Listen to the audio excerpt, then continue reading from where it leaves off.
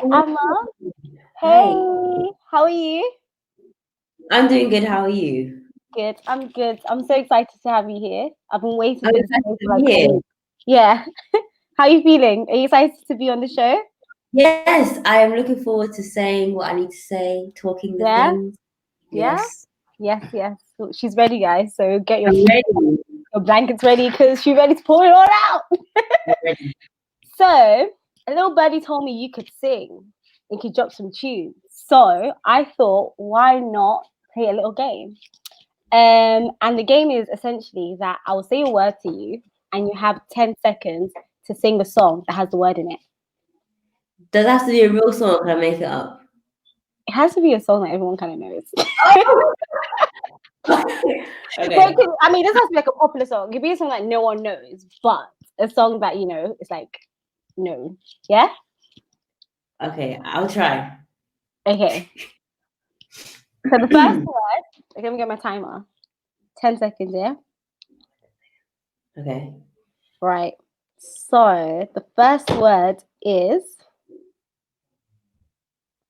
breaking, and your time starts now.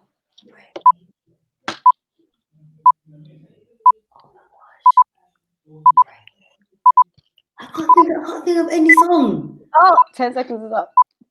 Oh my gosh. Poetry soaring, Oh my god. flying, there's Yes, a star in heaven.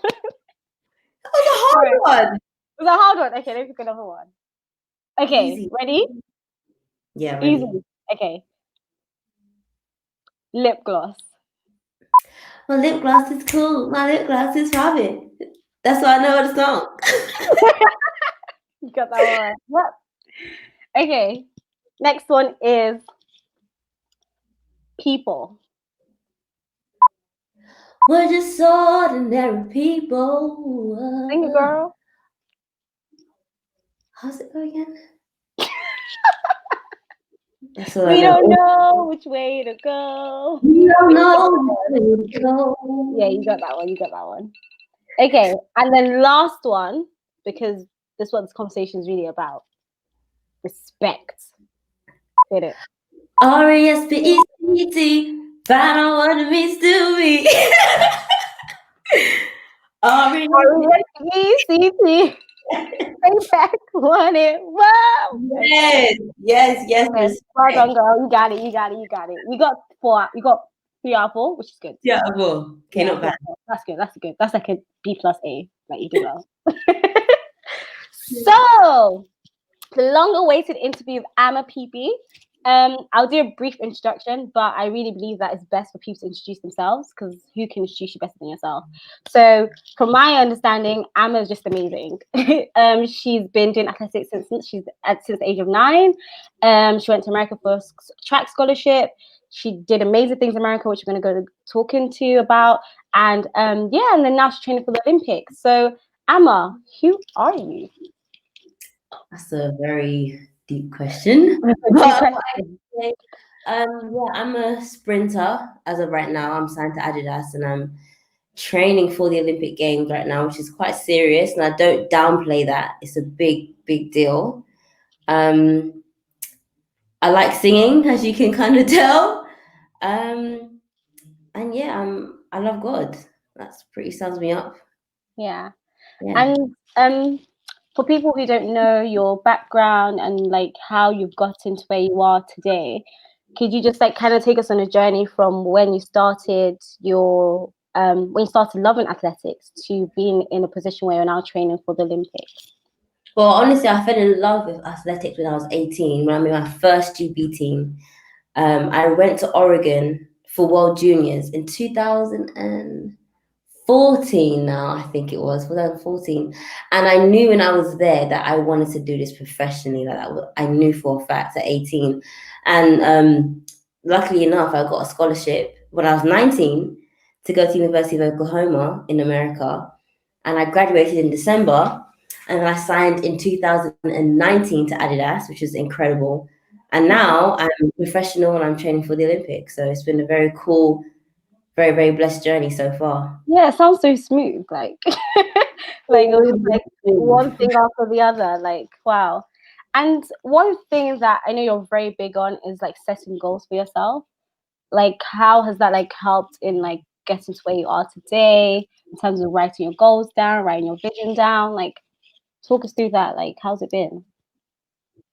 Yeah, well, the first year when I was in America in 2015, I was 19, 20 at the time, and I struggled a lot. Like I was struggling with school because the school system was completely different. I was struggling with athletics because it was so much harder, and I was just like, where am I? I want to come home.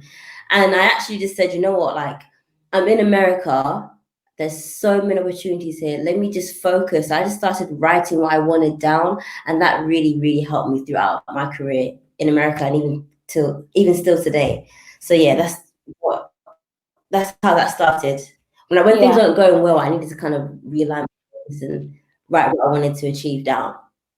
Yeah. Because for someone like me, I find it very hard to like write down my goals because I'm like scared, like, oh my gosh, like what if I look a year back and like I didn't achieve anything? So I guess that like fear of like writing down your goals can be quite hard. Would you agree? Or No, I think honestly, when you write it down, mm-hmm. you I don't know how it happens, but you just automatically believe that it's gonna happen because you can see it. Like it's almost like it's already happened.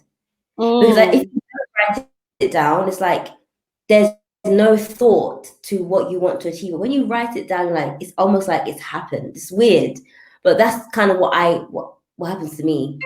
Yeah. I mean, like, I get that because I think, like I said before, like that fear stops you from even believing it could happen. Yeah. Definitely, So, definitely. um, yeah. So next is just talking about um your journey in America. So what you went through, I know you mentioned like you had a very tough time like learning how to like basically be an adult. Um, and just leaving from like a bubble of like the school curriculum and just being like in a very scheduled environment to a place where you could basically be anything and do anything. So do you want to talk us through like the struggles that you did like transitioning into like adulthood and like and like you said, like about finding like your self-love and self-identity and all that kind of stuff. Like talk us through it, girl. Like tell us. When I first left in 2015, I was 19. So bearing in mind, I had left home at 17 before to a boarding school prior to that. So I knew how to live away from my parents. That wasn't that hard. Mm-hmm. It was just the culture because coming from North London to Oklahoma is like, have you been to Texas before? No. Okay, well, it's very different to London. It's Yeah. country. So I wasn't used to like New York is very similar to London, Okay. whereas But where you like went was like completely different from London. yeah, Oklahoma it was a big culture shock first of all, and I just didn't really know what was going on. The school was difficult for me. I was quite a head case in school initially because I just didn't know what was going on. Mm-hmm. The athletic side of things was bad because the performance level was just up here, and I Yeah. wasn't there yet. It was a big everything was just going wrong. Yeah. But I think what really helped me though was having God fearing people around me. Mm. I was in a family, the Mooks family looked after me when I was there. So I had a family that pretty much took me in as their own, which really, really helped me stay grounded, kind of understand America more, knew how to move around. That was a big, big, big, big part of my journey, having good people around me. And that's when I realized that success is to do with the person, but it's important to have good people around you. That does make a big difference. So I'm very, very blessed to have experienced that while I was in America. Mm. And in terms of like finding your feet in America, did you feel like you lost yourself at some point and you had to kind of like redefine who Amma is because you're in Mm, a completely different place? yeah. After my first year, I had to redefine myself because I was all over the place, a mess. All over the gap. I didn't know what I wanted to do. I wanted to come back home after the first year. I wanted to come back home because it was so bad. Well, that's so But weird I went because back like again you in got a 2000. scholarship, you know? Sorry, say that again. I couldn't hear you. Oh, I said that that's so funny that like you wanted to even come back, even though it was such a blessing for you to be there. Like you got a scholarship, like to do track, like yeah. Yeah, but it wasn't working out for me at all. I told my mom, like, I want to come home. It was really hard. It was very, Yeah. very, very, I can't lie. It was very difficult. But like I said, I think it's a blessing that I was around good people at the time that saved me. And then I got a new coach, and then my environment changed. So that kind of worked out for me in the long Okay. run. Sorry, I interrupted you. You're talking about redefining yourself when you Yeah, got there. Mm-hmm. yeah. I think when I came back the second year, something, I don't know what it was, something really changed. Because I think I got more confident when I got a new coach, and he just believed in me a lot more, which helped me a bit. And then I just kind of changed my mindset of, okay, let me train as hard as I can. Let me forget about the culture. Let me forget about all the things that isn't working out for me. And let me focus on what is working out for me. And that made a difference Mm. in everything. I started to change my mindset to something more positive. Yeah. Mm. And like what you said about like having like good people around you, and like success is just not only about your hard work and like you putting in the hours. You need the people around you. I did see that you said that, like, for example, your dad is one of your biggest inspirations. Is it something that you've learned from your dad that has helped you to be where you are today? Do you know what? Honestly, in America, I was close to my dad, but I Mm-hmm. definitely I've overlooked him my whole life until I want to say last year. Mm-hmm. Because coming out of America, I've always been in institutions, like I've always been in school. So I Mm-hmm. wasn't really in the real world. But I think this year and last year was my first year, like not in school, in the real world, and I kind of green to it. Yeah. If that makes sense. So I Yeah. guess I had different conversations with my dad, and that makes sense. Oh yeah, I Mm-hmm. get that. Oh, okay, so this is what you mean. But whereas in America, I was talking to him on the phone. I was with my school friends. I was in school, colleges. I was looked after really well, but it's different now. So we're a lot closer. And Yeah. what I love about my dad is that his work ethic is just admirable. He's done really well for himself, and he's able to give me a good life as well, which has been very, very helpful. And this mindset is just incredible. Like he's the best. I'm very blessed to have a good dad. He's the Oh, best. Yeah, yeah. you love him. He's all right. He's all right. Guys are watching this. She loves you. um, and then now we're gonna go into like the integration of it all. We're gonna talk about self-love as a woman and appreciating yourself as a Mhm. woman and valuing yourself as a woman. Um, I remember in our previous conversation, Emma, like you were basically saying that it's not all about like the success. Like that doesn't make you actually love yourself more. It doesn't. It like people think that if I achieve this, if I get this, if I get this grade, or if I become like the best YouTuber, become the best, whatever you want to do, whatever your goals are, if you become the best at it, then you've like made it and you love yourself more. But well, I want you to talk to them and talk like let us know like what is self-love and how's your journey of self-love been. Yeah, honestly, I'm not gonna lie. I feel like when I was coming up in America making these big achievements, I thought that I would love myself more. Like, because I was achieving so many things, like, oh yeah, I'm great, but it's not that. It's really, first of all, knowing who you are, like, who are you? Mm-hmm. And whoever you are, wherever you are in your life, love that. If Mm. you are a 19-year-old woman and you just started a hair business and you have two sisters and you got a dog, love that and look after that, whatever that is. If you're 18 and live with your mom and you're trying to get your degree in college, love that. Don't compare yourself to other people. And that sounds so cliche, but it's true.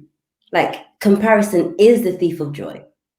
Because if you're comparing yourself to other people, you will never be satisfied. And I'm talking from experience because I've grown. I'm still young. I have a lot more growth to do, of course, but I've learned over the years not to compare myself to anyone and just trust in my journey. I know that God is going to take care of me the way He takes care of other people because He loves everyone the same way. And I think that's helped me a lot. Loving yourself is so, so important. And I It's was gonna not, say, yeah, so go on, sorry. it's not about what you're doing. It's about who you are as a person.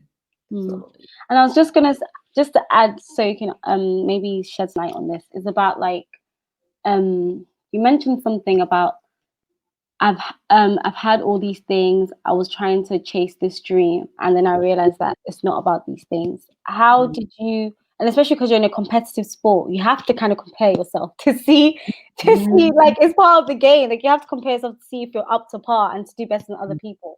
So how do you like draw the line? It's quite a thin line. So how do you draw the line between comparing yourself to people and seeing people as inspirations? How do you draw that line? It took me a while, and I feel like I'm still working on it now. But yeah, in athletics, it is literally you comparing yourself to other people. That's literally what it is. It's the champion and everyone else. But you have to visualize yourself doing well, whatever it is. Like sometimes you may not win a race, but if you get a personal best, if you fix your technique, you have to know that you're still winning somehow without comparing yourself to the other things that's going on around you. It's about what's happening inside, not external things. Like chasing external things is just doesn't work. You have to just be content with who you are as a person, and then build off that, whatever that is. Whatever it is, you just have to be okay with it and build and build and build and build and focus on yourself. And there are other people that you can aspire to be like because of their qualities, not necessarily because of what they're doing or what they have. It's their characteristics that you like. For example, I think Oprah Winfrey, what she's done for herself, is inspiring. But I don't want to be Oprah Winfrey. Does that make sense? That makes sense. Yeah. I don't want what she has. I don't want her money. I don't want her cars or her house. I aspire to be like her in other ways, if that makes sense. Yeah. Like you so you want to be Ama uniquely yourself. Yes. But then seeing someone do something so great, it's just like, wow, I could do something great in what makes what I want, not what she has, but make it unique to myself. Yeah. Totally get that. Yeah. Because people ask me, who's your inspiration? And I felt like I had to actually find one. Because before I didn't have one. Not that I didn't have one. Like I saw people, I was like, oh my gosh, this is amazing. But I had my own unique vision that is just so tailored to me. So I had to kind of like find like, so when people ask me, I feel bad if I say I don't have one because it sounds a bit cocky. Like, who do you think you are? You don't have, like, no, you don't look up to anybody. Like, you think you're that good? Like, yeah. So I totally get that. And just like talking about that, like your faith, because you mentioned so much about like how God has been like your rock, and like how you just mentioned God a lot, which is great. And I could just tell he's been such a big part of your journey, and your faith has really just kept you grounded. Do you want to just talk us through like the importance of your faith to you, and how your faith helps in even your career as an athlete? Definitely. So I want to say, well, I grew up in church when I was young, but I didn't know what was going on, and I definitely I went away from that for a long time. Throughout my whole as a teenager, I didn't really go to church, didn't read the Bible or anything like that. But when I went to America, right, and I started to achieve what I was achieving, something inside me was like, no, this has been written out for me by the Creator. Somebody has given this to me. That's what I started to believe. There's no way. I wasn't with my family never came out to America once.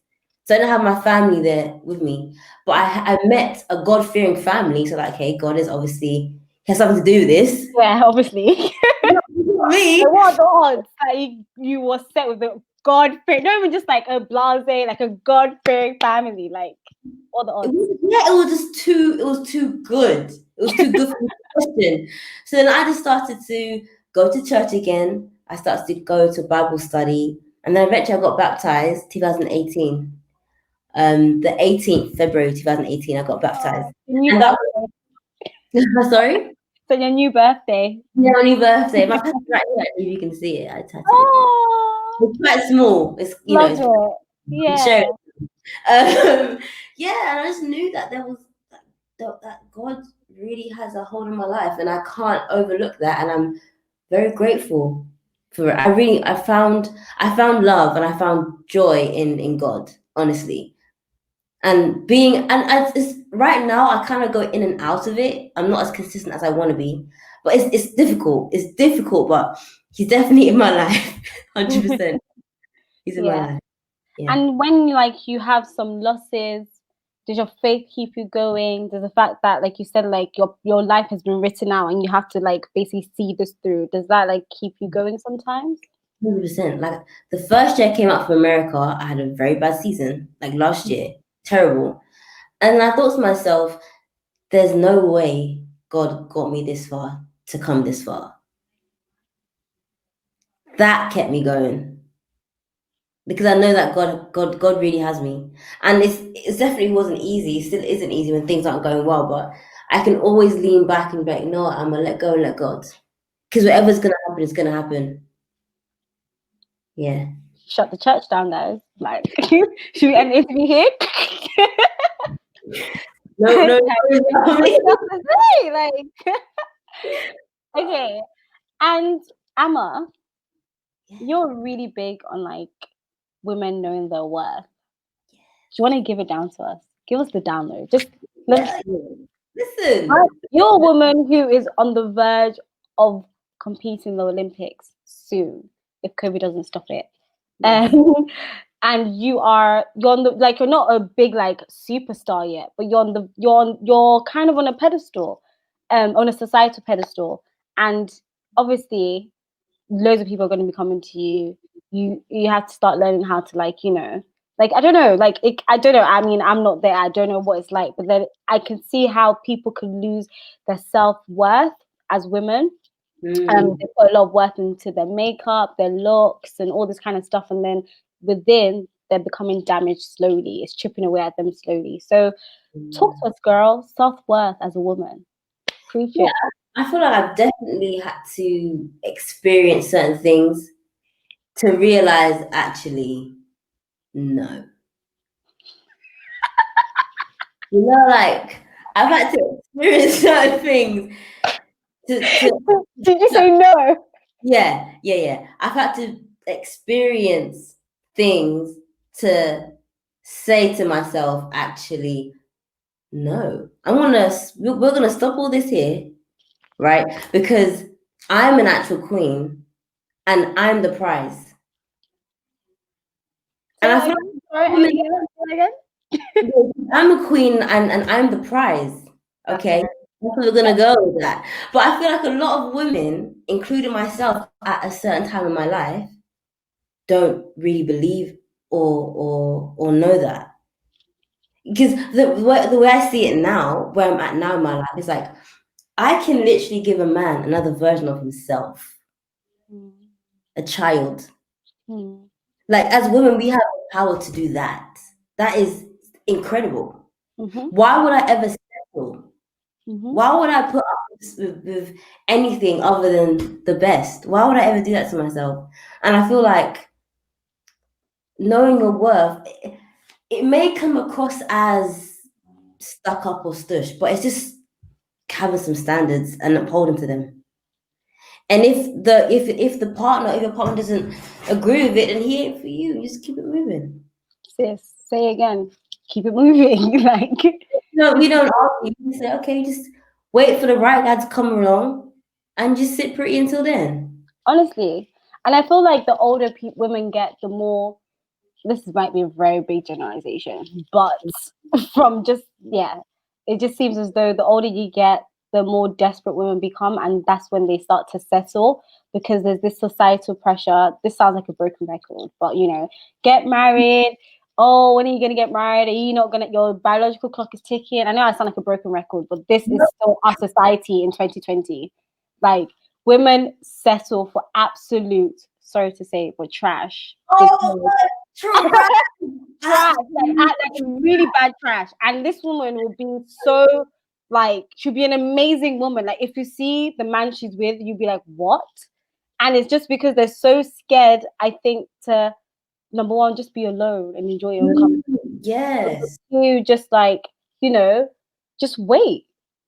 Like, number three, be content if you actually do end up single. It's actually not everybody that's meant to get married. I don't know what you think about that. We'll talk about that in a second, but we will talk about that too. true. So true. Desperation. I feel like a lot of women can be on the desperate side of things because they feel like I need a man, I need a man. You don't. And it's not about portraying this, I'm a strong, independent woman. That's not a good, I don't believe in that either, actually. Same, I don't. Okay, we'll talk Like about that. they're like two extremes that people go.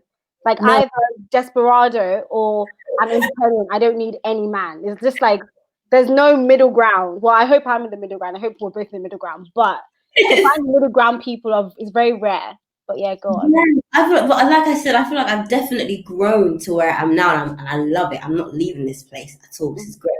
Yeah, the whole I'm a strong, independent woman. I don't need you. No, we're not doing that because you actually. It's good to have a partner that aids and adds to you. That's a positive thing.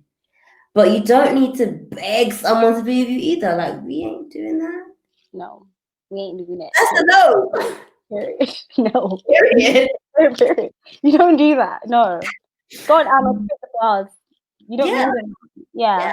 Women need to really, and yeah, the whole biological clock thing. Yes, of course, women do. It does start ticking after a certain age. But look, Jesus wasn't married. He was good. 2,000 years later, everyone still speaks about the same guy. Everyone thinks about Jesus, and people forget that. And I think a lot of women feel like if they don't get married, their purpose is unfulfilled, or there's they can't fulfill their purpose without being married.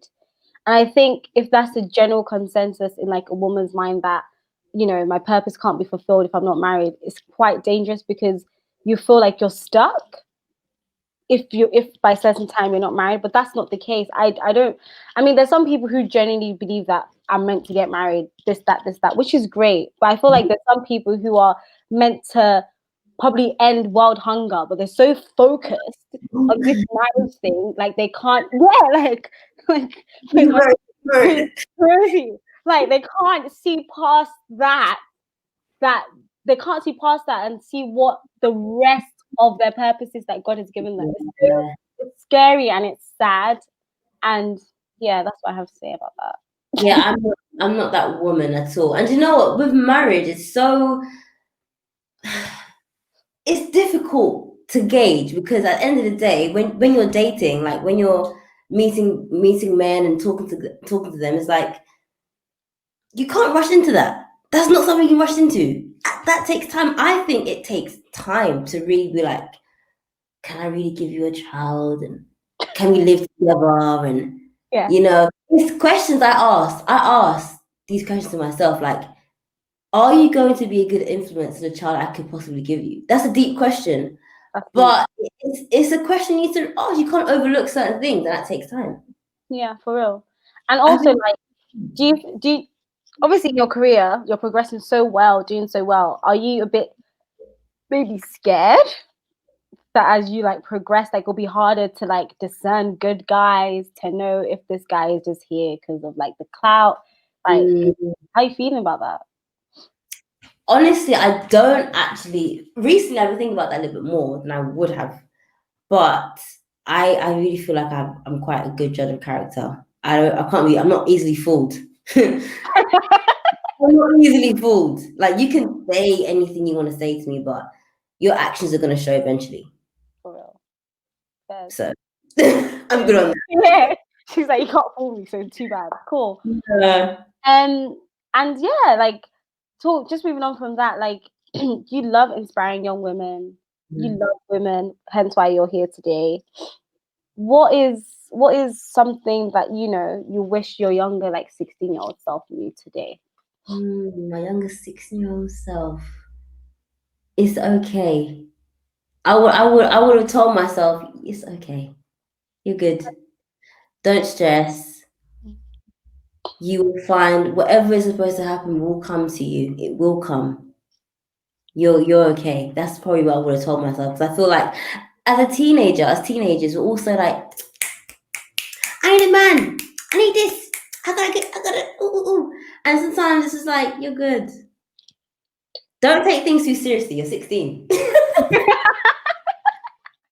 You're 16. Chill out, babe. Like it's not that deep. Yeah, be a teenager and enjoy it. That's why I really do want to give back. That's one of my biggest, my bigger goals is to, what we were talking about earlier, is mentoring young 16, 15-year-old girls, just to keep them, like, because I feel like at a point, I think I was probably like 17, 18, I wanted to be a woman so badly. I thought I was.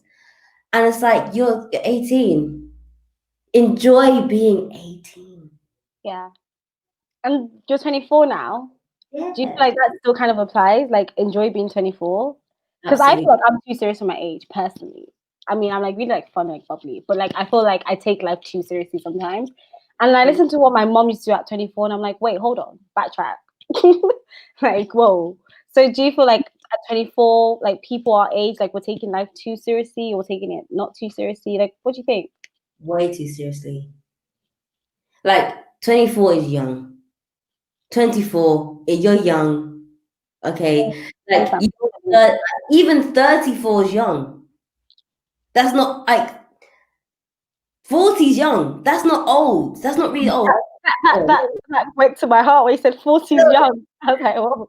I honestly feel like, I mean, for me at 24, I'm 25 in November, in 2 months. And I couldn't ask for anything else right now. And it's crazy because there was a point in my life where I felt like I wanted to be in a serious relationship at this age. I wanted to be doing this at this age. It's like, I'm fine where I'm at. How did you get to that place of contentment? I think through my Like, experience. girl, you really content. Like, you're like, I'm good. Through my experiences, I realized that nothing external can gets me going. Nothing. It's not the cars, it's not the houses, it's what's inside. That sounds so cliche, but I've done a lot of self-work. Because you can fake it all you want, but you know when someone's just not right inside, nothing's gonna satisfy them. You can buy a nice car, but you're not gonna be happy inside. You can buy a big house, you're not gonna be happy inside. It's all about in here, the soul. That's what I think. That's why I've just learned. I'm still learning. I still have a long way to go. But you just have to be content with who you are. For real. Let things. I feel like a lot of young girls and even people our age and even older, like in terms of like doing that inner work, because Yeah. you see a lot of these motivational quotes, like it's all about the inside, all these cliche quotes, like we've probably said in this conversation. Like, how do you actually like practically work on yourself and like become less materialistic and know that it's all like it's all in here. It's not about the outside, it's all in here. How do you actually practically do that? Like what do you do to practically do that? Well, I went for a stage in America. A lot of things in America. I I went for a stage know. in America. I I need to go would. to America. Yeah. Like for real. I went for a stage in America where I would just listen to really positive, motivational videos. That was my phase, and then I kind of I dove into women. So old woman Ayana is her name Ayana. Oh, Ayana. Yeah. Like rips your life apart. Right, and Lisa is that her name? Lisa Nichols, whatever her name is, Yeah, Nicholas. yeah, Whatever yeah, it was her. I started listening to those women, and they were saying so many things about what they had been through and where they are now. It wasn't about them faking it and spending money and buying big houses and driving. It was literally them working on themselves, and it was positive self affirmations, like what Gabrielle Union did in Being Mary Jane. There were so many sticky notes encouraging herself because there are negative people in the world that will try to bring you down, and you can't That's let. negative. Like, period. Yeah, Yeah. and you honestly can't let that affect how you view yourself. How 100. you view yourself is so important. And I think another thing is we compare our lives and ourselves to celebrities who are living lives that we know nothing about. And that's where the problems start. Yeah, for real. So last but not least, obviously, you did tell me that you have a well-being page. Yeah. Girl, you know, girls be getting BBL these days. Girls be doing lip fillers, doing this, doing that. girls are trying to get this Kim Kardashian body, like you just rightly said, these things are just it's literally a fantasy that they're selling to us. Yeah. Health and well-being, what is it to actually be healthy?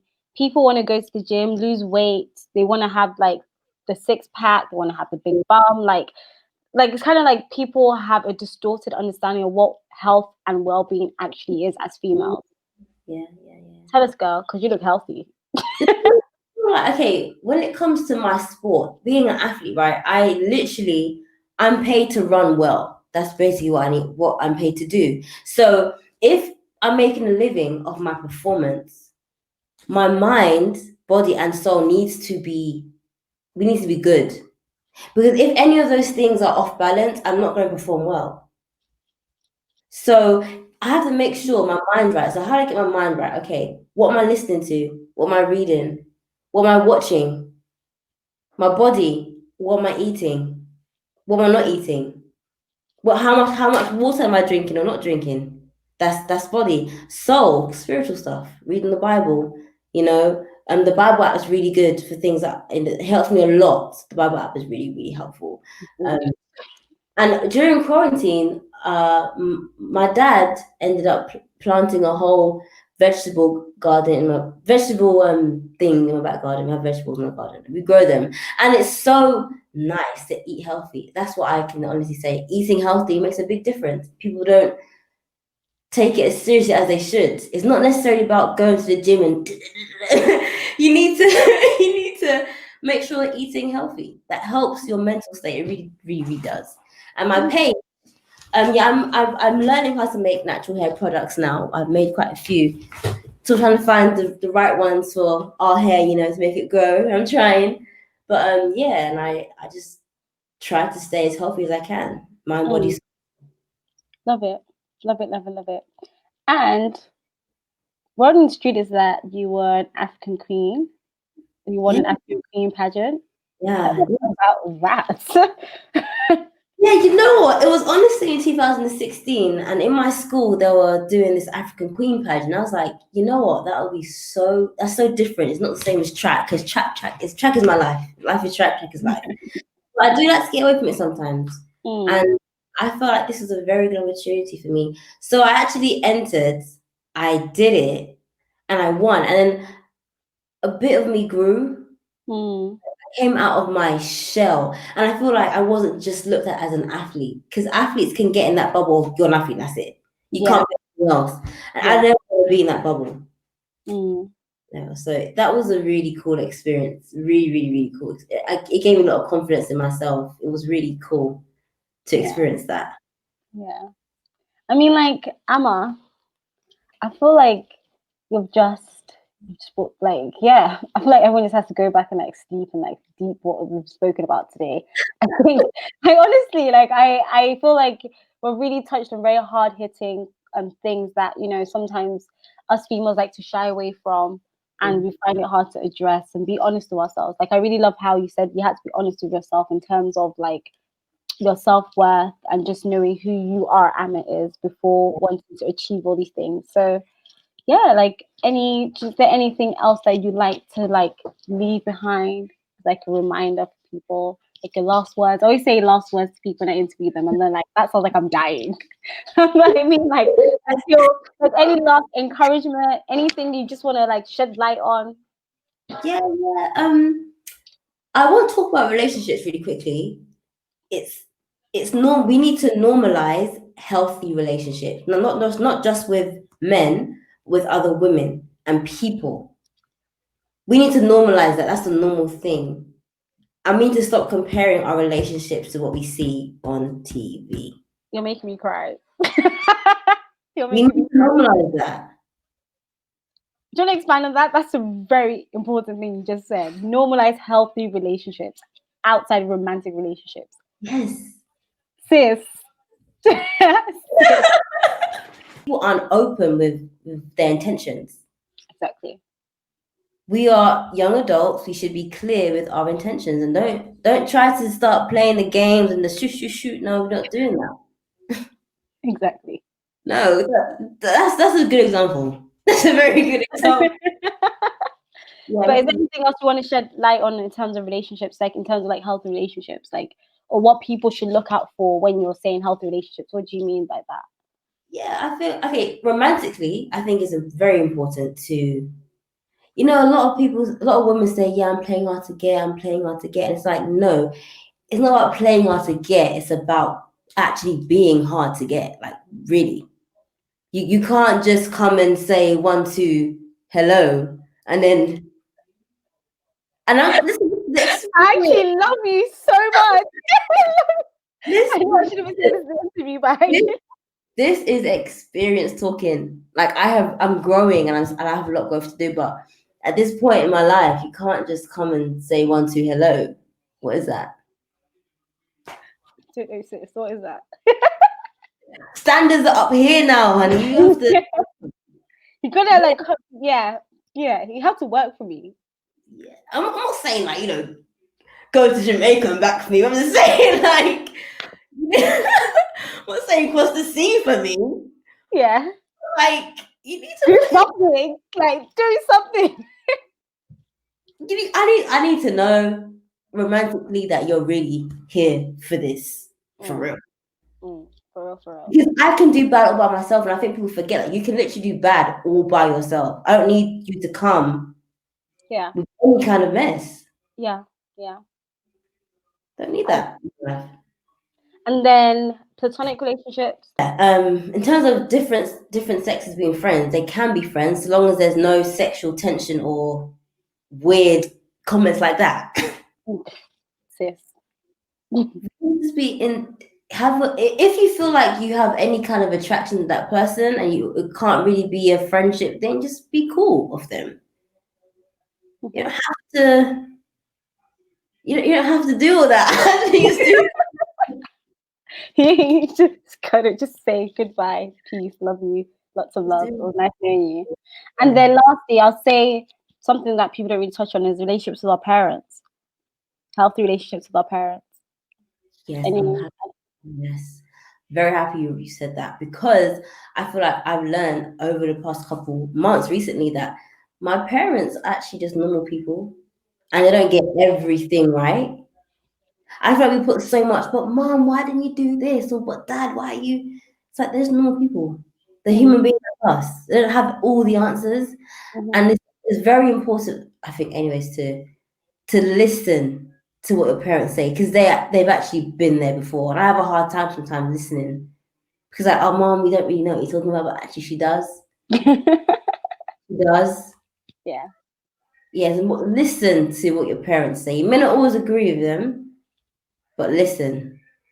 Yeah, I agree. There's some things my mom says now that she said like 5 years ago. And it's like, what are you talking about? Now that I'm 24, I'm like, oh my gosh, I get it.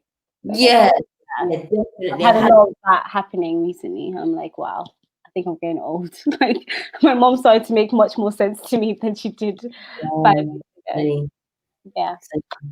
Well, Ama, it has been so fun. I didn't want to stop the conversation, but we have to. It's been so fun. I've been inspired. It's been so just a breath of fresh air. You are a breath of fresh air. You're so funny. You're amazing. You're real. You're raw. You're down to earth. Love it. Definitely have to come back. You have to definitely come back. So, like I always say to all the people I interview, any like last quotes, words, last thing you just want to pop like a little sprinkle of love, joy, happiness. Last words I say, never give up. Deep. And it's a wrap. That's all I got. Never give up. Peace out, guys. We'll see you again in the next episode.